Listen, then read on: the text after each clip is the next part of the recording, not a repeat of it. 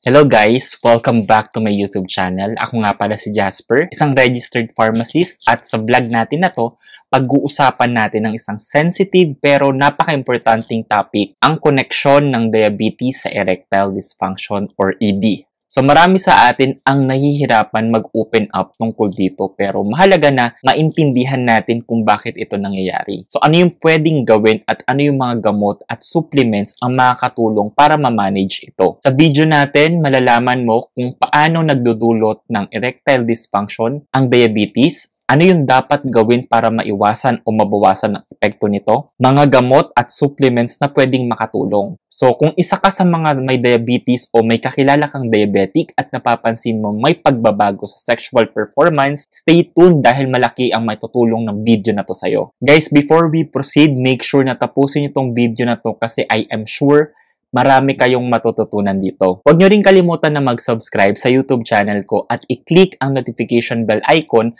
para maging updated kayo sa mga future video uploads ko. So let's start na. Ngayon, sagutin natin yung tanong na paano nga ba naka-apekto ang diabetes sa erectile dysfunction? So unahin natin yung pinaka-basic. Ang erection ay isang proseso ng ating katawan na nangangailangan ng healthy blood vessels. So maayos na nerve function, tamang hormone balance at healthy emotional state. So lahat ng ito ay pwedeng maapektuhan ng diabetes. Ang diabetes, lalo na kung hindi controlled, ay nagdudulot kasi yan ng damage o pagkasira sa nerves at blood vessels. Sa medical term, tinatawag natin itong diabetic neuropathy at vascular damage. Kapag naapektuhan ng nerves, mahirapan ng utak magdala ng signal sa reproductive organs para mag-cause ng erection. Kapag naman damage ang blood vessels, mahina ang blood flow na kinakailangan para tumigas yung ari. Bukod pa dito, ang mataas na blood sugar ay nagdudulot ng chronic inflammation,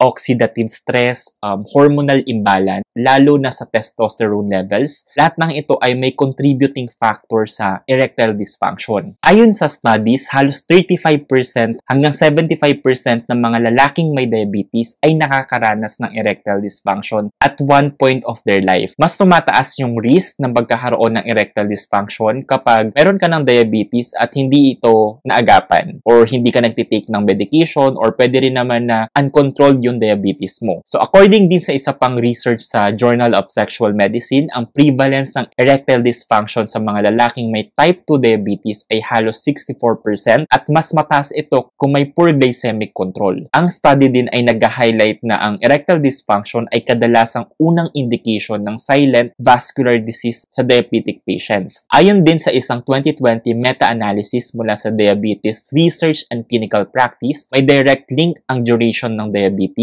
for HbA1c levels at erectile dysfunction severity. So in short, ang diabetes ay nagdudulot ng combination nerve damage, poor blood circulation at hormonal issues. Lahat ng ito ay nakaka-apekto sa erection. So ngayon, ano yung dapat gawin? Good news kasi kahit may diabetes ka, hindi ibig sabihin na wala ka ng pag-asa na maibalik yung sexual health mo. So maraming pwedeng gawin. So unang-una, blood sugar control. Ito yung pinakauna at pinaka-importanting steps. Kapag normal ang blood glucose levels mo, nababawasan yung risk ng nerve at vascular damage. Pwede itong makuha sa pamamagitan ng healthy diet, yung low in sugar and refined carbs, regular exercise, maintenance medication as prescribed by your doctor. Sa isang 2022 clinical trial from the Endocrine Reviews, napatunayan na ang intensive lifestyle intervention na may kasamang diet, physical activity at glucose-lowering medication ay may significant impact sa pagbawas ng erectile dysfunction symptoms sa mga men with type 2 diabetes. So pangalawa, weight management. So alam natin na ang obesity ay risk factor para sa both diabetes and erectile dysfunction. Kaya malaking bagay kung bababa ang timbang sa tamang paraan. Pangatlo, quit smoking and limit alcohol. Dahil ang paninigarilyo at sobrang pag-inom ng alak ay parehong nakakasira yan ng blood vessels. Ito rin ay directly related sa poor erectile function. Pang-apat, manage stress and mental health. Minsan hindi lang physical kundi psychological din ang cause ng erectile dysfunction. Kung may anxiety, stress, depression, so dapat mong ayusin to or mag-seek ka ng medical advice sa psychologist or psychiatrist. At panglima, regular check-ups. So magpa-check up sa inyong doktor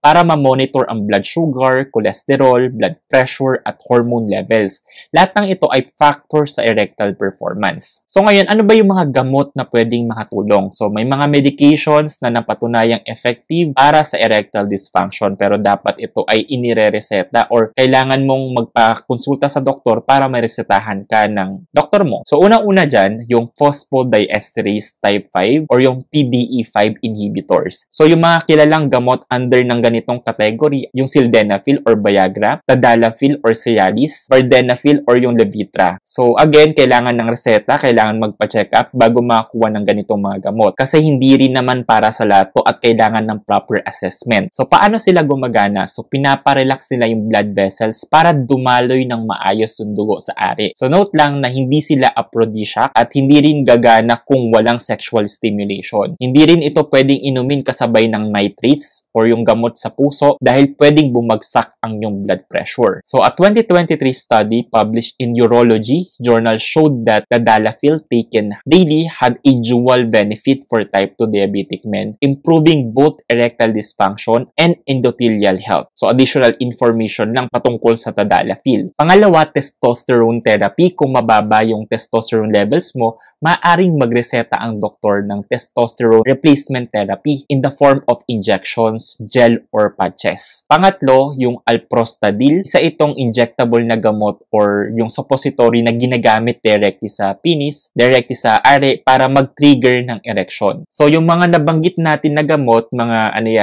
kailangan ng reseta, kailangan ng advice, kailangan ng assessment ng doktor. Ito naman, mga supplements na pwedeng makatulong. So, may mga supplements kasi na pwedeng makatulong sa erectile dysfunction, lalo na kung ang dahilan ay related sa blood flow, hormonal imbalance, or oxidative stress. Pero tandaan, hindi ito kapalit ng gamot, supplement lang sila. Una, yung L-arginine. So, isa siyang amino acid na tumutulong mag-relax ng blood vessels. Nag-i-improve siya ng blood flow and usually in powder or capsule form. So, meron din siyang studies nung 2021. Actually, double-blind trial siya na nagpapakita that combining L-arginine with cyanogenol significantly improve erectile function in men with mild to moderate erectile dysfunction. So, pangalawa, yung Panax ginseng or yung Korean red ginseng. So, may mga available na brand sa market na nagko-contain talaga ng Korean ginseng or yung Korean red ginseng. So, known as the herbal Viagra. Nakakatulong naman ito sa stamina, energy, at erectile performance.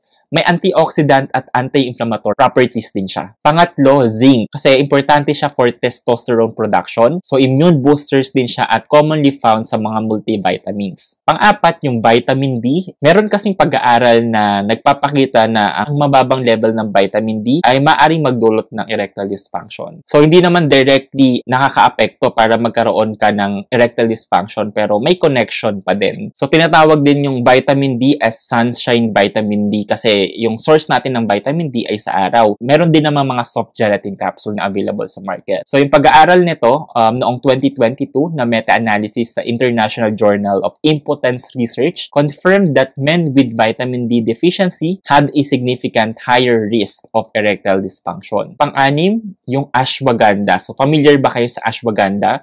So, ito naman, nakakatulong siya para ma-reduce yung stress na maaaring sanhi ng erectile dysfunction. So, nakakatulong din tong ashwagandha para mag-support ng hormone balance. So, tips for better sexual health sa mga may diabetes. So, una, magplano ng intimacy. Mas okay na mag-set ng time kung kailan ka hindi stress o pagod, lalo na pag pagod ka galing sa work, mga ganyan. Pangalawa, open communication with your partner. So, importante ang suporta at pag-intin ng partner mo. Pangatlo, avoid fatty food, sugary food, dahil ito ay nagpapalala ng both diabetes and erectile dysfunction. Pang-apat, stay active. Kahit brisk walking lang daily, malaking bagay na siya. And then, pang-lima, sleep well. Kung kulang ka sa tulog, nagkakaroon kasi ng hormonal imbalance. So, equals, maaari kang magkaroon ng poor sexual performance. So, ngayon, ano naman yung mga frequently asked questions natin? So, question number 1, pwede ba akong uminom ng Viagra kahit may diabetes ako? Yung answer natin dyan, depende sa advice ng doktor mo. Lalo na kung meron kang heart condition. So anyway, hindi ka naman makakuha ng Viagra, hindi ka naman makakabili niyan sa mga butika kung wala kang reseta. So wag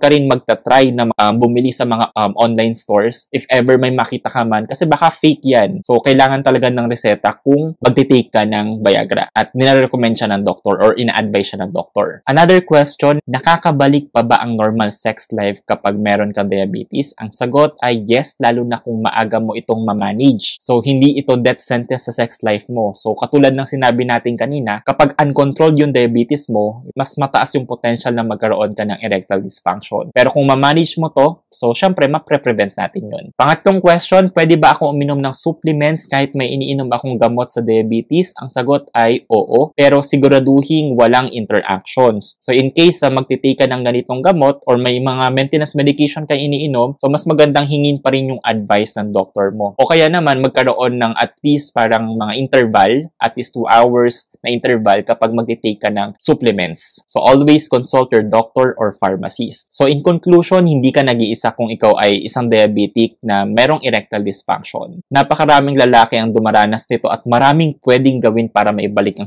healthy sex life mo. So sa pamamagitan ng healthy lifestyle or magkaroon ng modification sa lifestyle mo, tamang gamot at supplements at medical guidance na rin. So maaari mong ma-regain ang confidence at satisfaction pagdating sa sex life mo. So kung natuto ka sa video natin na to, so huwag kalimutang i-like, i-share at mag-subscribe. So comment down below kung may karanasan ka na gusto mong i-share or may tanong ka tungkol sa topic na to. So salamat sa panonood guys, hanggang sa next video ulit natin. Muli as a registered pharmacist, ako ay nagpapaalala na ugaliin magtanong sa inyong doktor o pharmacist para ma-prevent natin yung medication error o yung paggamit ng mali sa gamot. See you and have a great day po. Bye-bye!